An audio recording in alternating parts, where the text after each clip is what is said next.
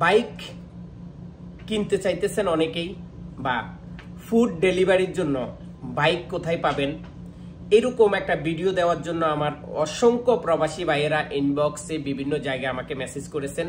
তো আমি গতকালকে আমাদের এই রিয়াদের, আপনারা জানেন আজিজিয়ার পাশেই যে আপনারা হারাজ মার্কেট অনেকেই চিনেন, বাতা থেকে অল্প একটু আপনার সামনে হয়তো 4-5 টাকার ভাড়া। আবার রিয়াদের বিভিন্ন জায়গা থেকে আপনি আসতে পারেন, এইভাবে আমি লোকেশনটা দিয়ে রাখবো। আর অনেকেই চিনেন যে রিয়াদ হারাজ মার্কেট, গেদিম হারাজ মার্কেট অথবা পুরাতন হারাজ মার্কেট, এটা আপনি যে কোনো ট্যাক্সি ড্রাইভারকে বা যে কোনো প্রাইভেট যারা গাড়ি চালা তাদেরকে বললে কিন্তু তারা নিয়ে আসবে। তো আজকে এইরকম একটা প্রতিষ্ঠানের আপনাদেরকে সন্ধান দেব। এরকম একটা বাইকের দোকানের মালিকের সাথে আমি গতকালকে কথা বলে আপনাদের জন্য আমি সব বিষয়ে জেনে এসেছি যে সর্বপ্রথম আপনি আপনার নিজের নামে পার্সোনাল একটা বাইক কিনতে চাইতেছেন, সেটা দিয়ে আপনি হয়তো প্রাইভেট নিজে এদিক সেদিক চলাফেরা করবেন, অথবা আপনি ফুড ডেলিভারি করবেন, অথবা আপনার ব্যক্তিগত কাজে আপনি এটা ব্যবহার করবেন। তো এটা কেনার জন্য আপনার কি কি কাগজপত্র লাগতে পারে? সর্বপ্রথম আপনার কাছে একটা বৈধ আকামা থাকলে, একটা বৈধ লাইসেন্স থাকলে আপনি এই বাইকটা কেনার পরে নাম্বার প্লেট, আমি দেখানোর চেষ্টা করতে, এটা হচ্ছে নাম্বার প্লেট। এই নাম্বার প্লেটটি আপনি সরকারের কাছ থেকে আপনি নিতে পারবেন। মানে যেরকম আমরা সচরাচর গাড়িতে দেখি নাম্বার প্লেট, ঠিক আপনার বাইকেও আপনি যদি নাম্বার প্লেট লাগাইতে চান তাহলে সর্বপ্রথম আকামার পাশাপাশি আপনার থাকতে হবে ড্রাইভিং লাইসেন্স।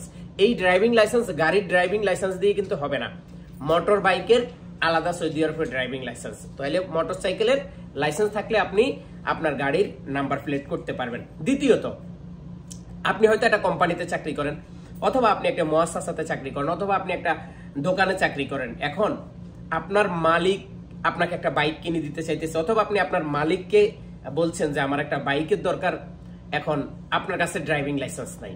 তো আপনার ড্রাইভিং লাইসেন্সের এত বেশি দরকারও নাই, থাকলে ভালো, না থাকলে আপনি এই বাইক কিনতে পারবেন একদম বৈধভাবে। এজন্য মানে এই বাইকটা বৈধভাবে কেনার জন্য আপনার কি প্রয়োজন হইতে পারে? ওই দোকানের আপনি দোকানের সিজ্জাল তিজারি, আমি আবারও বলি, দোকানের সিজ্জাল তিজারি এবং আপনার কফিলের বাতাকা এবং কফিলের মোবাইল নাম্বার, এই 3টা জিনিস দেওয়ার পরেও আপনি কিন্তু একটা বাইক কিনতে পারেন। এরকম নাম্বার প্লেট থাকবে এবং সবকিছু A to Z তারা কিন্তু আপনাদেরকে ঠিক করে দিবে। তো যারা বাইক নিজের নামে কিনতে চাইতেছেন, নাম্বার প্লেট থাকবে, আপনার ড্রাইভিং লাইসেন্স আছে আপনার কাছে, বৈধভাবে আপনি রাস্তাঘাটে চালাইতে চান, যেন কোনো রকম সৌদি আরবের প্রশাসন আপনাকে মানে কোনো রকম কোনোভাবে জরিমানা না করে বা আপনার বাইকটা না নিয়ে যায়। আপনারা জানেন গত কয়েকদিন আগে আমার গাড়ির নাম্বার প্লেট ছিল না, সেজন্য সৌদি আরবের পুলিশ প্রশাসন আমার গাড়ি নিয়ে গেছে। তো আমি চেষ্টা করতেছি আমার ড্রাইভিং লাইসেন্সটা